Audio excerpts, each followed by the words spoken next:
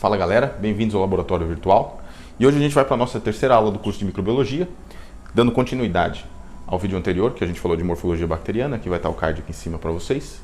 E hoje a gente vai falar um pouco da estrutura de uma bactéria. Vamos fingir que a gente viu todas aquelas bactérias lá, selecionamos uma mais bonitinha aqui, colocamos o desenho para vocês entenderem o que cada coisa funciona um pouco melhor, certo?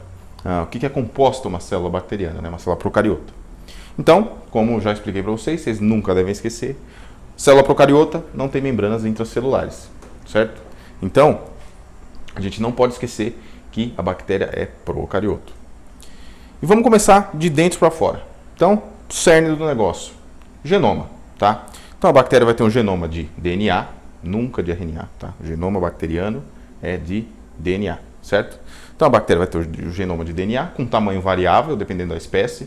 Então algumas espécies têm genomas menores, outras espécies genomas maiores, né? Por exemplo, o Mycoplasma tem genomas menores. Sei lá, uma Mycobacterium tem um genoma bem maior.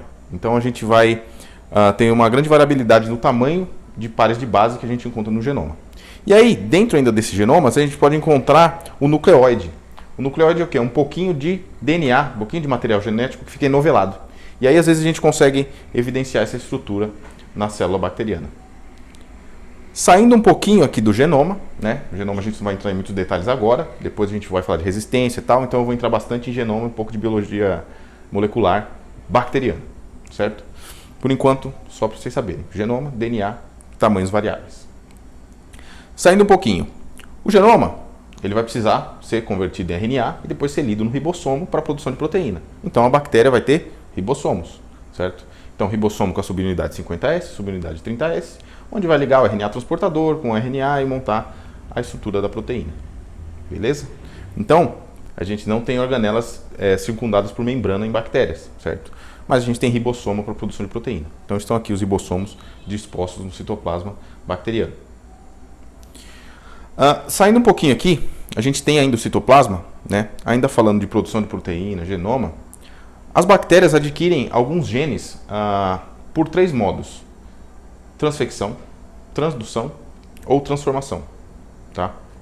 Então, a bactéria ela consegue adquirir genes de resistência, né? Que esses genes de resistência vão formar uma coisa que chama plasmídio. O plasmídio é um genoma circular onde encontram-se genes de resistência não housekeeping. São genes que não fazem a bactéria ser uma bactéria, por exemplo. São genes extras, que vão garantir resistência ao ambiente, resistência a antimicrobianos, algum tipo de resistência para a vantagem evolutiva dessa bactéria.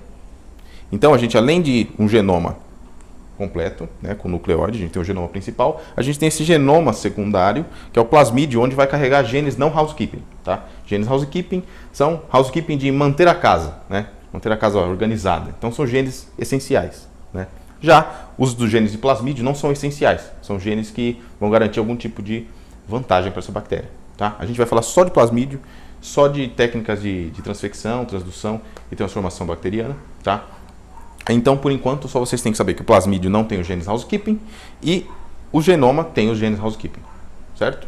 E o plasmídio pode ser transportado daí, ele pode ser passado de uma bactéria para outra. E ela faz como? Por relação sexual. Então, ela tem o pile, certo? Que vai transferir o genoma, esse genoma que está aqui de resistência, para outra bactéria, garantindo então uma mistura de genes onde vão criar as resistências tão famosas de resistências KPC, resistências a antibióticos beta-lactâmicos, aquelas resistências de bactérias de infecção hospitalar que a gente já conhece, né? Depois a gente vai falar também disso aí. Vai ter uma aula especial só para bactérias malditas. Então a gente tem essas estruturas internamente na bactéria, tá? Então dentro do citoplasma a gente tem os ribossomos, genoma e o plasmídio, certo? E o que vai circundar isso? A membrana plasmática de bicamada fosfolipídica. Tá aqui, em azulzinho, certo? Então, vai ser uma membrana similar à nossa, mosaico fluido, bicamada de fosfolipídio, tá? Mas essa membrana não vai ser suficiente para dar o equilíbrio osmótico em tudo, né? Então, a bactéria ela precisa também ter um equilíbrio osmótico que vai exigir uma outra estrutura, né? A parede celular. Com exceção de um gênero. Tem um gênero de bactéria que chama os micoplasmas, né, que são os molicutes, que são bactérias onde não tem parede celular, ela só tem membrana celular. Só que a estrutura da membrana é totalmente diferente, é uma estrutura um pouco mais complexa, onde tem os lipídios e proteínas diferentes. que vão garantir que essa bactéria ainda consiga crescer e não desequilibrar tanto esse choque osmótico que rola dentro da célula, né?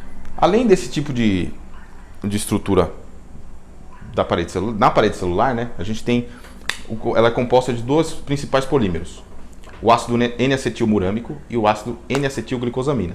Não precisa decorar, só para lembrar que esses são os polímeros principais que vão formar a parede celular da bactéria. E junto a isso vão ter alguns carboidratos inseridos, algumas coisas inseridas que vão servir como fator de virulência, né? E a bactéria pode ter aquela cápsula que eu falei para vocês na aula passada também, que vai protegê-la contra a fagocitose, que é um dos principais fatores de virulência que as bactérias adquirem aí para se livrar um pouco da fagocitose por estiócitos, né, ou células efetoras, certo? Uma outra estrutura que eu já tinha até comentado com vocês também na aula passada foi o flagelo, né? O flagelo garante motilidade para a bactéria, então ele faz a bactéria se mover, certo? E como é que é isso, né? Aqui a gente vai ter um conjunto de proteínas onde essas proteínas vão interagir entre si por carga, diferencial de carga, potencial energético, e essas proteínas vão acabar garantindo com que, como se elas fossem um motor, essas proteínas elas vão interagir entre elas, né? E essa interação vai produzir uma reação cinética e vai fazer com que o flagelo se mova. E aí, quando o flagelo se move, a bactéria tem a motilidade ou no meio de cultura ou no lugar de infecção, certo? No lugar de crescimento, né? Então a gente já falou, vamos recapitular rapidinho. Ribossomo em verdinho, genoma, plasmídio, membrana celular, parede celular, pile. Além do pile, a bactéria também pode ter fímbria, que a fímbria vai servir para adesão. Então a gente tem o flagelo que serve para motilidade e as fímbrias que vão servir para adesão. Então a bactéria pode ter fímbrias por ela toda, onde ela vai encostar no tecido e vai se aderir, tá? Então também pode ser um fator de virulência para a bactéria, a fímbria, e ela pode produzir algumas proteínas adesinas, né? E essas adesinas vão ajudar essas fímbrias a colarem no tecido infectivo. Ok? E por último eu queria falar de um negócio aqui bem interessante, que são os endósporos, tá?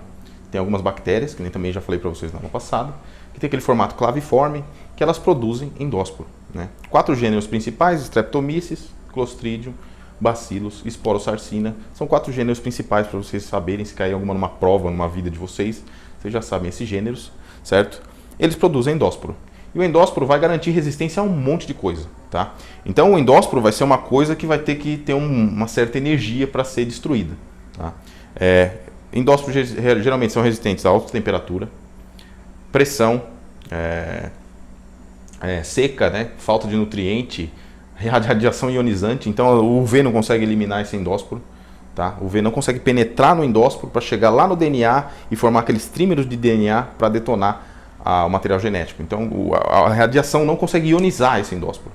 Então o negócio aqui para tentar quebrar o endósporo é temperatura e pressão.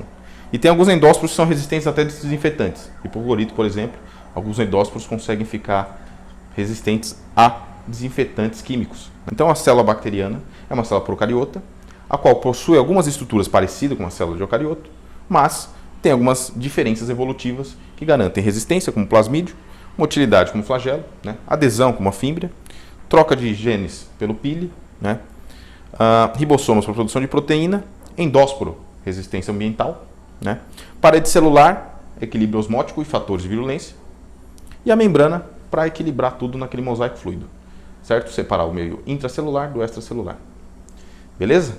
Então essa foi a aula 3 para vocês, aula bem rápida e simples, tá? Porque agora a gente vai começar a complicar um pouquinho o mundo da microbiologia, comparando com outros micro-organismos um pouquinho mais complexos, que vão ser os fungos depois, né?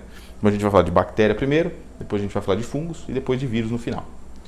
Beleza? Então deixe seu like, compartilhem o vídeo, tá? E sigam a gente no Insta e no YouTube também. Falou!